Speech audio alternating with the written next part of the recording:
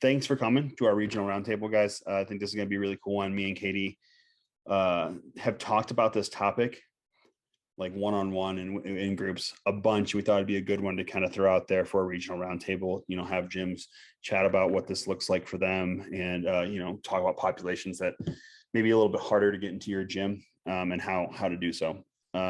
Obviously I have a slightly biased interest in this, as I am one of those specialty populations as an adaptive athlete. But there are tons of different populations out there that we could really use CrossFit. And as affiliate owners, I think we're best placed to sit here and chat with each other and try to figure out how we, I do what I think most of us started our gyms to do, which is help as many people as we physically can. So that's kind of what this topic is going to be. It's going to be a little bit more of a free for all conversation. I do have some questions we're going to ask and kind of chat through. Do you have those questions written down? Because I know we had them. Yeah. Do you want me to put them in? Yeah, if you want to throw them in the chat, that'd be great. Perfect. And there's no right or wrong answers to these questions. It's just trying to get your brain thinking about what kind of specialty population you do want to work with, and what some of the barriers may be for that, and how do we fix those things. And we're going to chat from there. So those are the 3 questions. Awesome, guys. Well, welcome back. Hopefully you guys had some pretty good conversations and got to chat about some stuff. The next part of this is a little more free flow and a little more, just kind of let's chat about what we want to chat about. Before we do that, it's Lionel, right? Am I pronouncing that correctly again? Yeah, I go by Leo. Leo? Okay. Leo joined us a little bit late, but it's all right. We want to have him a chance to introduce himself so we can, all be best friends. Leo, go ahead. Like gym name, where your gym's at, what the name of your gym is, and how long you've owned it. Yeah. Hi, guys. I'm Leo. I own Natural Selection CrossFit, and we're located in Tri-Cities, Washington. Cool. Specifically in Kennewick. How long you own the gym? We've been open 13 years, and I've been doing CrossFit class / coaching it for 18 plus. There you go. Long OG. We have some OGs on this call. It's great. All right. So here's what I would like to do. You guys had a bunch of conversations. We didn't give you a ton of time to chat about stuff outside of, just answering your questions. And that's kind of on purpose, because I wanted it all to come back here so we can chat about things. What I want to do now is I want to open this up. If you heard something you want to chat more about, if the questions ended up giving you more questions than answers, let's ask those questions here. And as all of us being affiliate owners, let's just kind of free flow and kind of chat about these things. The one thing I will say is I don't want anyone shooting on anyone else. Meaning that, and those of you guys who've done roundtables before, you know what I'm talking about. I don't want you to say, hey, you should do this, because that's not what we're here for. We're here to share experiences. So instead of saying, hey, you should do this, it ends up looking more like, hey, I had this situation. Here's what I did. Hopefully that's helpful. We're going to share experiences to help each other become better affiliate owners, not so much telling people what they should do. So if I hear you shitting on someone, I will politely, and sometimes not so politely, ask you to not shit on someone, which is just really fun to say, which is why it almost sounds like you're saying something else, but no, that's why it's so much fun to say. All right. So anything that popped up in those talks, anything that you guys would like to ask questions about, any populations specifically? Well, I don't think our group really got to how do we create that environment that's welcoming. I mean, we tossed around some ideas on where to go to find the specialty populations and how to do, but we didn't really get to that portion of it. So if there's any discussion on that, I think that'd be really good. Like, what is an environment that is going to be welcoming to all of the different. So Rocky, I guess the question is, like, what population would you most be interested in talking about that? Because I think it's a little different for everyone. I think we can create it that's welcoming to all, but I think each different population, you have to think through, what are the barriers? What's intimidating? How can I knock those down? So is there a specific population you were thinking of?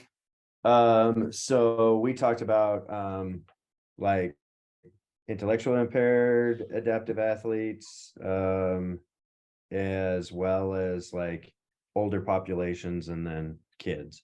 Like, those were kind of the 3 areas that most of us were talking about in our group.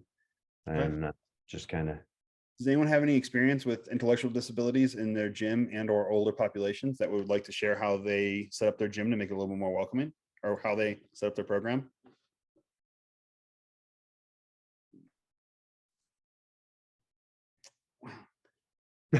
No one works with ID or the elderly. All right, Zia. I mean, I have a 55 and up class that's pretty successful. We talked about it on one of our last roundtable calls. I have now I'm up to 30. I have 31 people in that program that runs twice a day, Monday, Wednesday, and Saturday.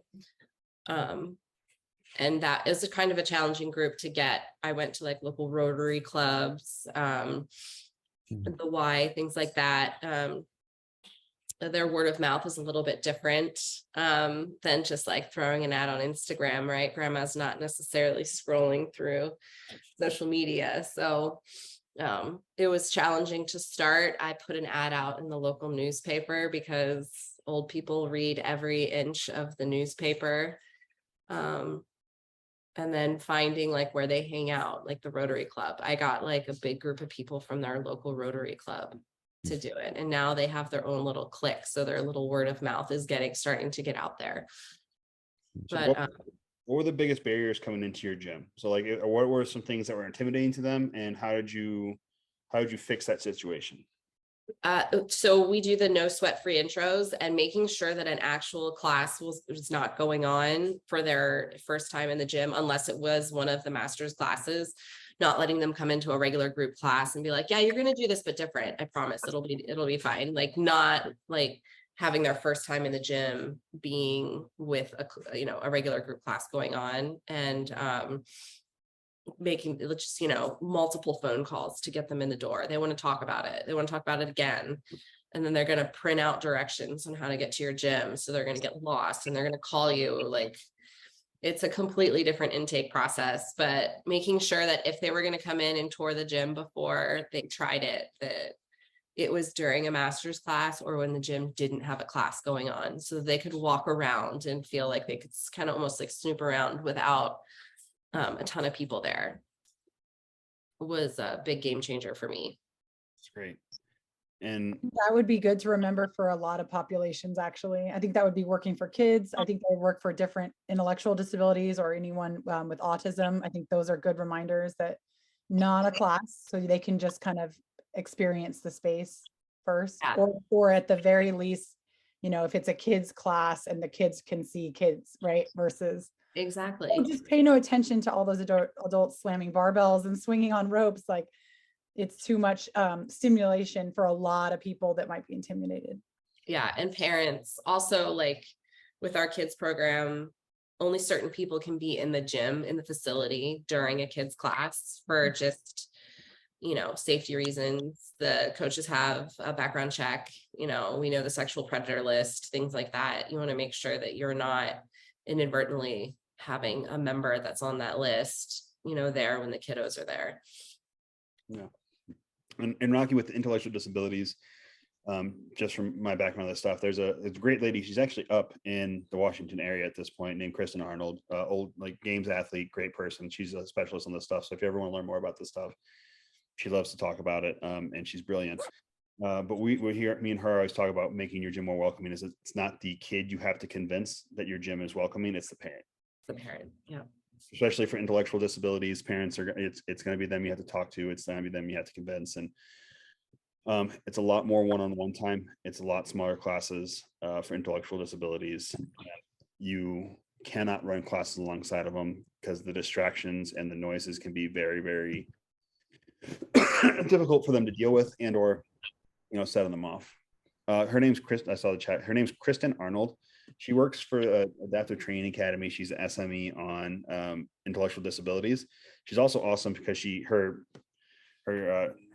one of her kids is dual diagnosed Down syndrome and autistic, and she got her PhD in this stuff before she had him, and so like the kid was just really blessed to be born into her world. But she has a lot of really cool things and really cool ways to make your gym more accessible to people. What else, guys? Again, this is free flowing, so kind of talk about bringing things in for ID and for masters. Any other populations you guys are curious about, or we could just throw the question as like, what is a population, and what about that population intimidates you to get started?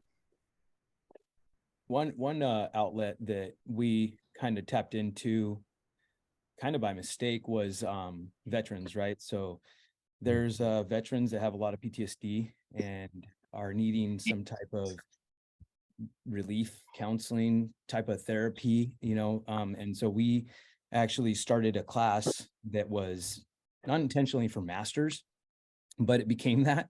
We called it the reborn class, right? Because we have a lot of people that we see in our community who have, obese people that need that, restart, that get back into a healthy mindset type of class. And so we named it Reborn, and we wanted to focus on everybody, not just masters.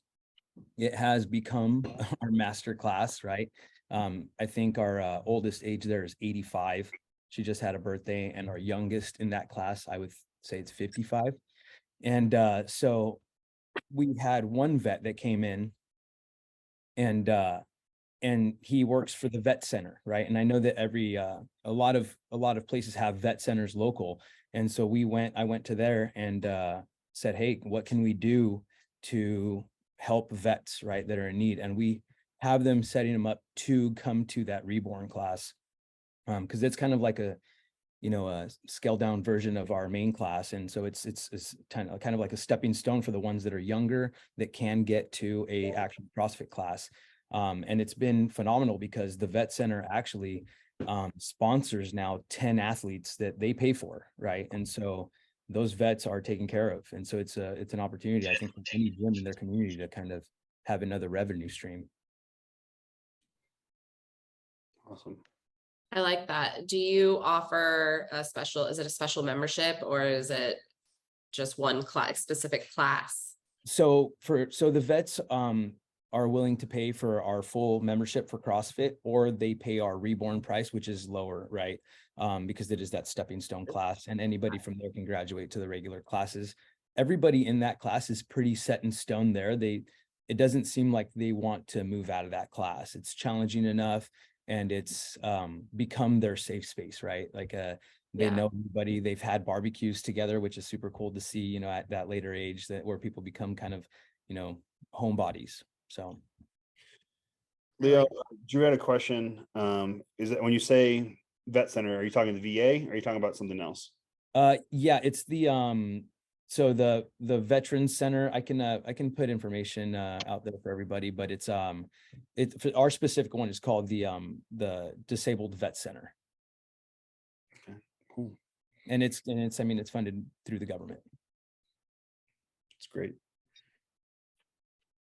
Any other populations someone would like talk to, things that scare them about certain populations, anything at all? Like, this is a place to ask questions of affiliate owners who have probably, like, in this group.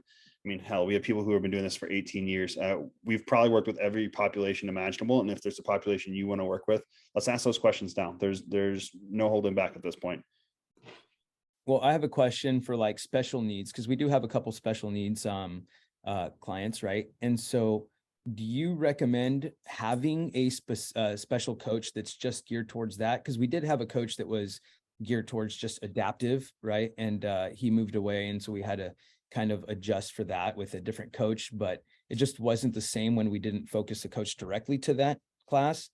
Or do you think it should just be all coaches should be kind of, educated and prepared for something like that? Well, that's a great question. And I'll tell you my personal beliefs and how I run my gym with this stuff. We work with a ton of specialty populations in my gym. In fact, I would say about anywhere between 20 to 25% of our gym population is some kind of specialty population, either vet, disabled athlete, in recovery, something like that. I personally want all my coaches trained in everything.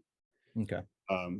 Because that exact problem. What happens if I have one coach who is my intellectual disabilities coach and they leave? Well, now I don't that's why I had a kids program years ago, and I had one person who was the kids program person. They moved away. I lost my kids program. I only have one person that'll do the kids, and I always tell them, I was like, you're not moving, you're not leaving. Right. And so all my coaches have gone through, I mean, I guess I'm also in a special situation because I helped write the course. All of them have gone through the adaptive athlete course, because I have so many adaptive athletes there that I can't be there for every class, nor do I want to be there for every class. And it's not a scalable model to have me do that. So I personally, the way I run it, every population in our gym, every one of my coaches is trained on how to handle them. Awesome. I think that that's a really important point, that everyone can be trained with how to handle different populations, and everyone should be, I mean, everyone, this is hard to say this because there's varying personalities, but you want a team of empathetic trainers for anyone that comes in the door, and all different, and someone may not look like they have any needs, but they may have they may need more empathy than you can tell on the surface. So just making sure that that's how, you talk with your staff, and that everyone is waiting and ready to welcome whoever walks in the door. And I think you are going to have trainers that are interested in populations and others aren't as interested in, and that is also okay.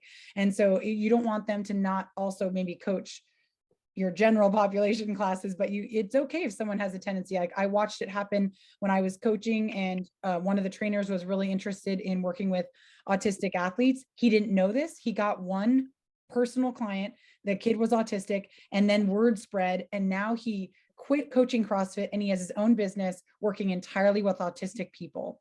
And he loves it. And he's got a staff of people, and he would have never known that if he hadn't, gone from coaching the classes to trying this thing. So you're going to note some people that love working with kids, and you're going to note some others that's just really not where they shine.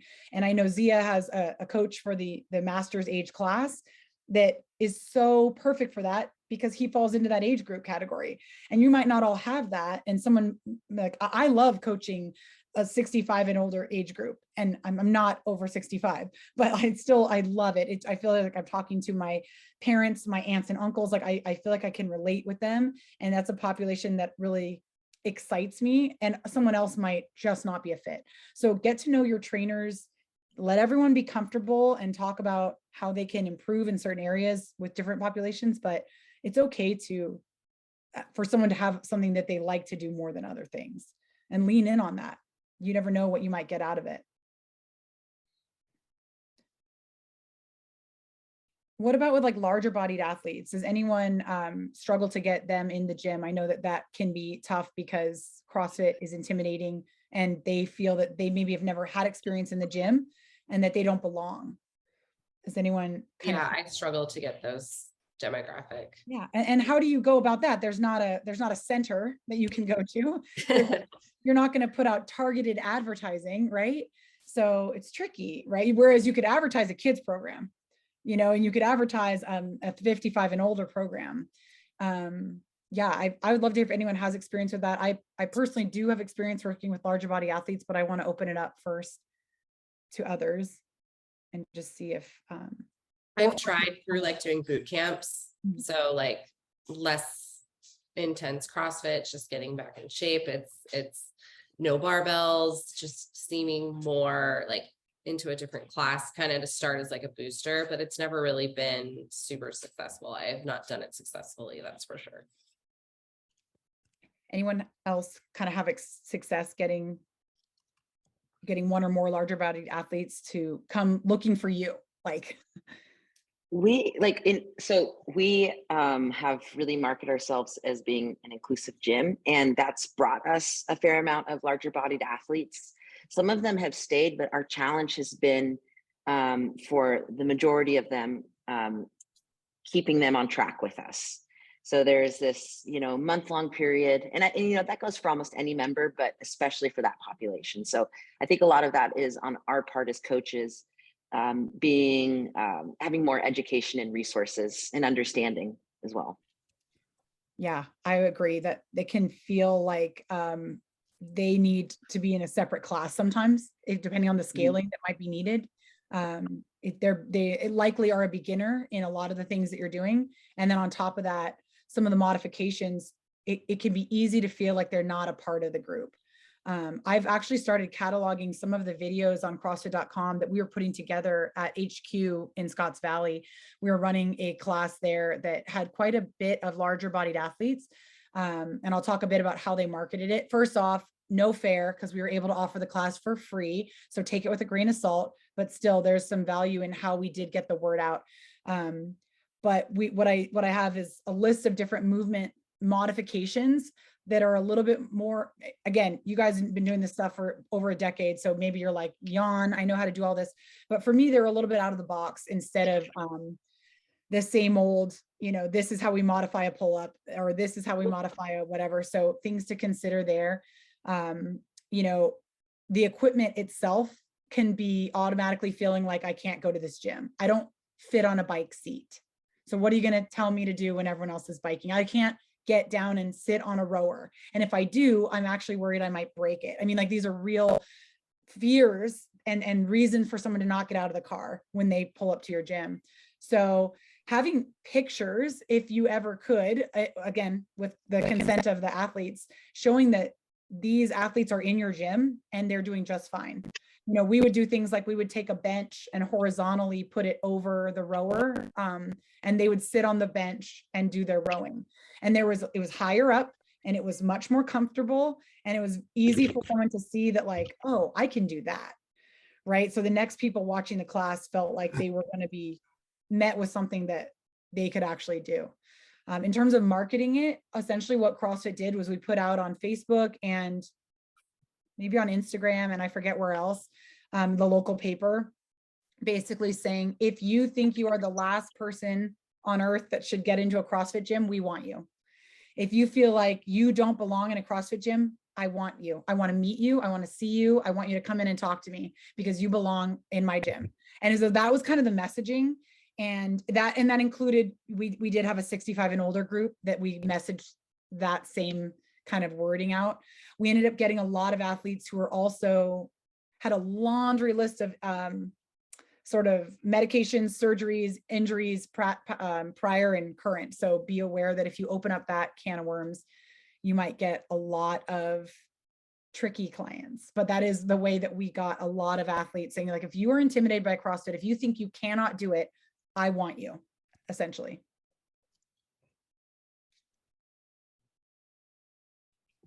I think just to touch a little bit, I know that they mentioned that retention of those athletes is kind of a big deal. We had a problem with that also, trying to retain people, right? And keeping them motivated was an issue for us. And I would say that just being good at following up, maybe like a weekly check-in with them, was a big game changer for us. Just because I think that they see that we're taking that extra time and caring, because we do care, right, about their health and wellness. And so them seeing that and actually feeling that conversation, that one-on-one, or even like a, hey, let's get together and get, a walk in together and go into the park, and actually following that up with a coach that is off that day, that helped a ton with our retention. I think it builds that bond with the athlete, or it even gives time for them to essentially kind of use it as a vent session on with their stress about the gym outside of the gym. And so that helped us retain a lot of athletes that struggled with wanting to stay motivated. I feel like that connection is the most important thing. Yeah. Just to make them feel like they're not just another number coming through the door, that we do genuinely care about their health and fitness and well-being. Agreed.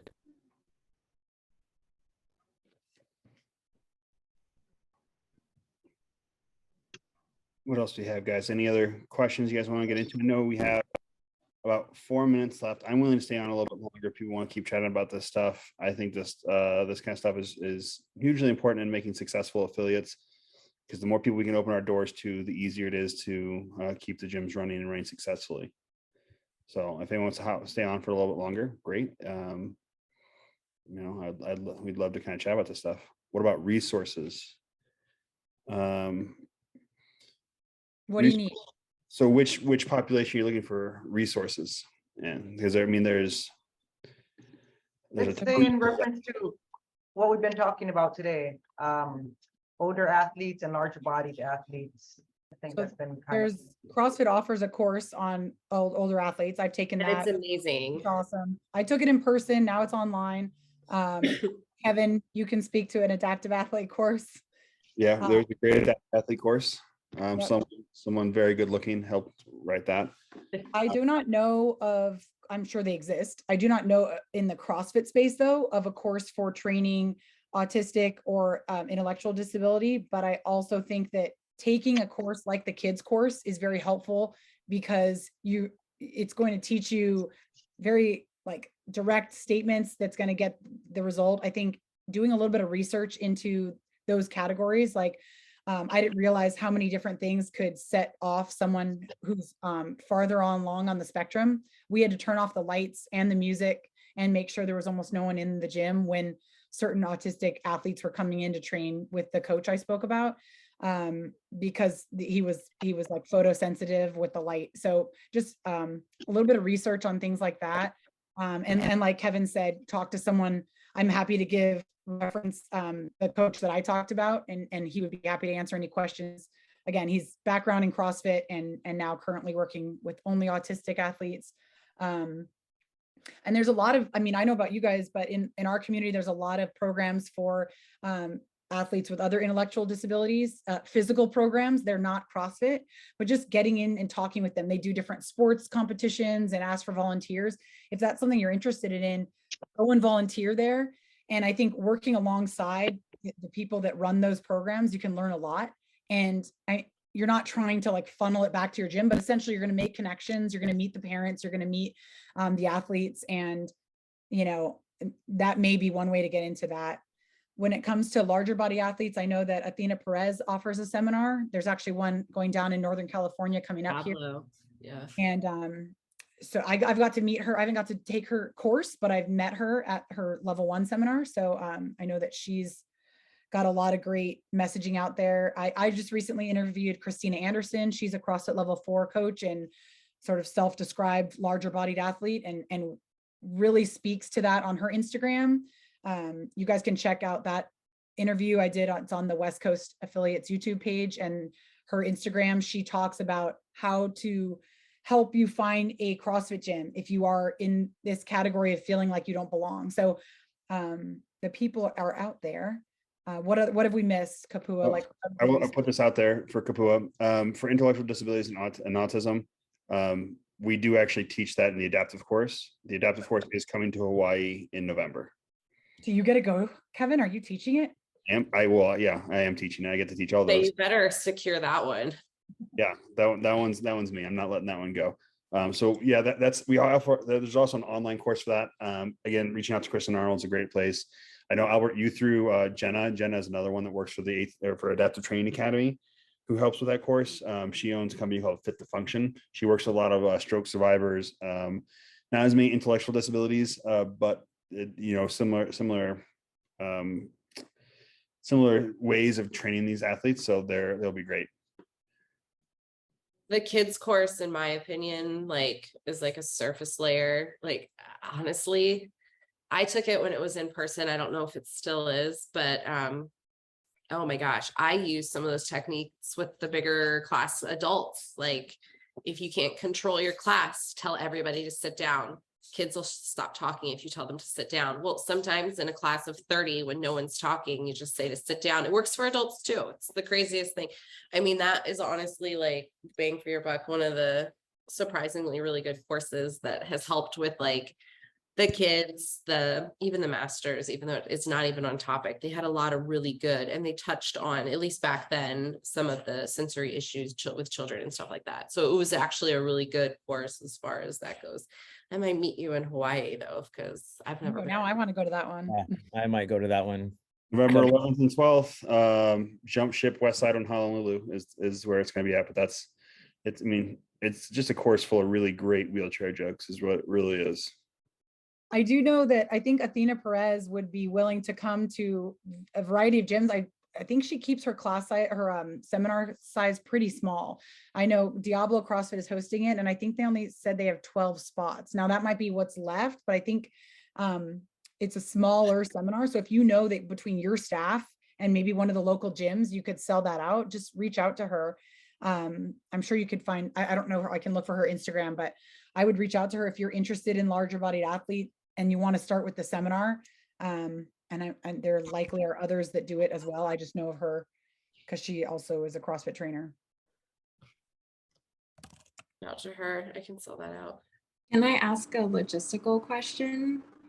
So I want to work with this larger bodied athlete. I did some personal training with her and she wants to continue, but she wants to use her like health flex plan money to pay for it. But it got denied. So is there something that I need to do on my part as like an affiliate to be able to be approved as one of those? Which health plan was it? That she did not specify, but she said that they will not accept my CrossFit affiliate as a service that can be covered under her health flex plan. So I'm trying to get more details, but if anybody has any info on like, is there something I need to do? Like, I want to do that. Okay. There are a couple of things you can do. I've gotten a flex account through Cigna approved in the past by submitting it under counterculture athletics, or I have a counterculture wellness LLC as well. Sometimes they're just a little finicky about what type of rehab it is. And then there's of course Optum, which isn't really gonna, I don't think, fit there, but if you can figure out which one it is, a lot of times it's just changing the wording of the description of your facilities. Has worked for me in the past. Zia, question for you, Zia. Are you opening up a different LLC just for that, or are you using the same LLC and do you have another DBA? So I opened up a second LLC of counterculture wellness, and I did that the beginning of for COVID, and I just keep it and let it ride. But it's actually worked really well with insurance companies because it allows me to use a different type of description for the LLC. So it's worked with kids, and then some of the ISBE programs, depending on the school district that I've worked with. The charter schools don't really care. The PE can be whatever they want.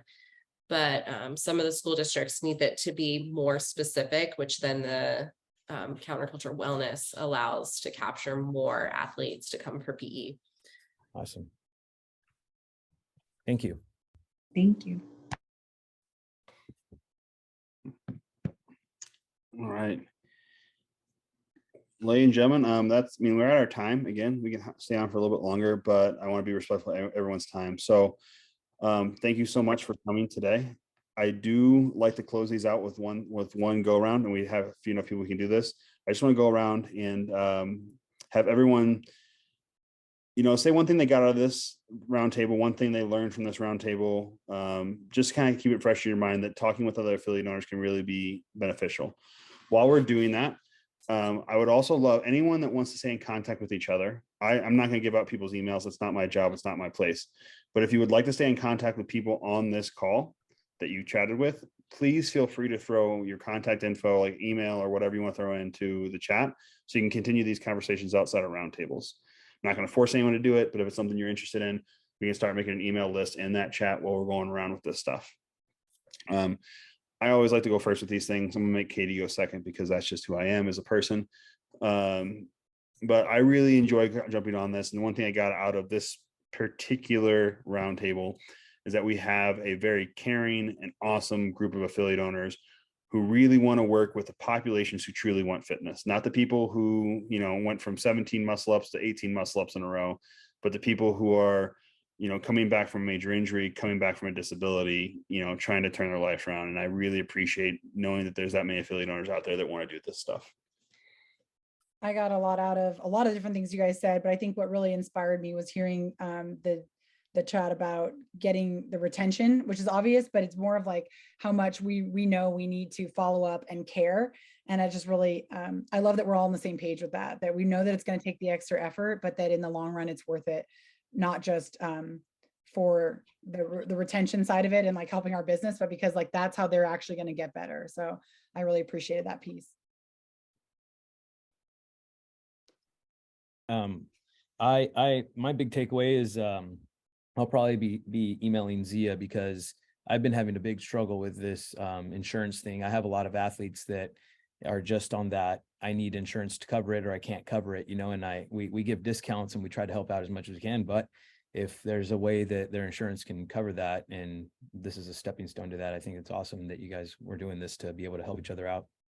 That's great. I'm going to start calling people. Zia, you're up next.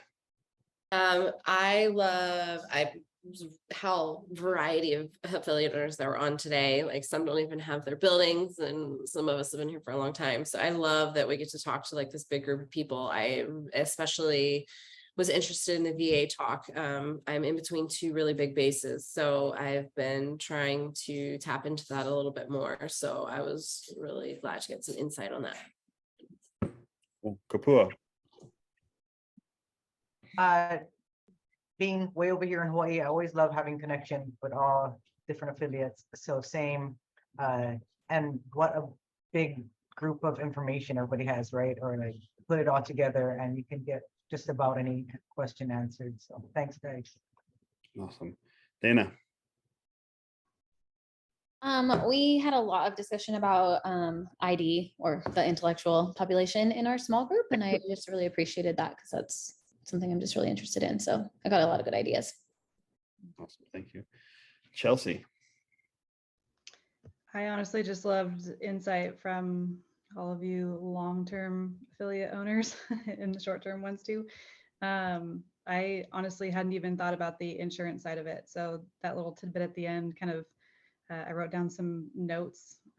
That's something that I haven't even thought about pretty much all the other stuff, but just I got a lot out of this. I have a lot more questions and a few answers too. So I appreciate you guys' time a lot. Awesome. And Chelsea, you'll find out that starting an affiliate, you're going to think you thought of everything, and then you're going to realize you have to go to Home Depot 6 times in one day because you forgot everything. I can't wait. I can't wait till that time comes. Kelly and Jana.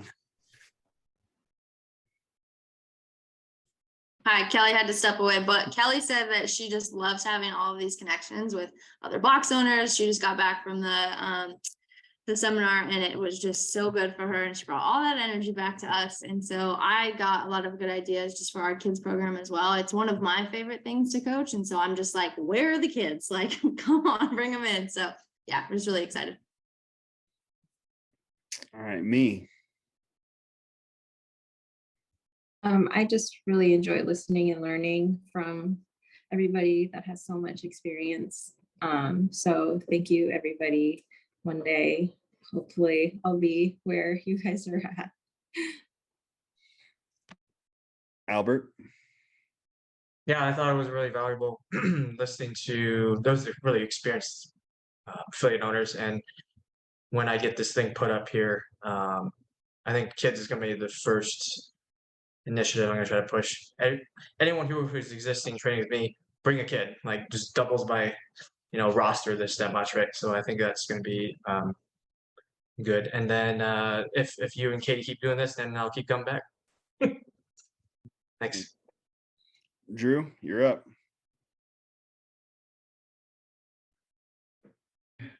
Let's see if the audio works. If it cuts me off, I'm okay. We can move on. Can you guys hear me? Gotcha, sir. All right. Yeah, I picked up 2 big things. One, the Masters of Masters course. My fiance. Drew in your audio. Oh, my hopes up. Dang it. Aw, type it now. Drew, we appreciate it. And we're glad everyone got something out of this. Maybe next time we're gonna get Drew a better internet connection or something as like a gift or whatever. But guys, again, thank you for coming on. I really appreciate it. Katie, do you have any parting words for this? I like that this is something that's interesting to you. We can talk about any topic anyone wants, like CrossFit affiliate related. Like, really ask your reps. If you are in Kevin's region or if you're in my region, like, reach out to us and say, I'd really like to have another roundtable, but can we dig into something? It can be related to this call or completely different. And yeah, or if you're from the Midwest or wherever you're from is fine. But we are going off of things we hear in conversation and what we think would be valuable. And we are totally open and flexible, and we can add as many of these as we need to throughout. We do at least one a month, but we can do more than that. And anyone from anywhere in the US can come on. So just, if we're not covering a topic, like, do we need to do an insurance topic? Maybe, you know what I mean? Like, hit us with that, put it on us, whatever the topic, and be like, go get the information, get the gyms that are doing it well, and let's all get together and ask questions. So that's all. Absolutely, guys. And again, like you said, if you have any questions, reach out to us. Me and her are always around to answer those questions. But thanks for coming, and we'll see you guys next month.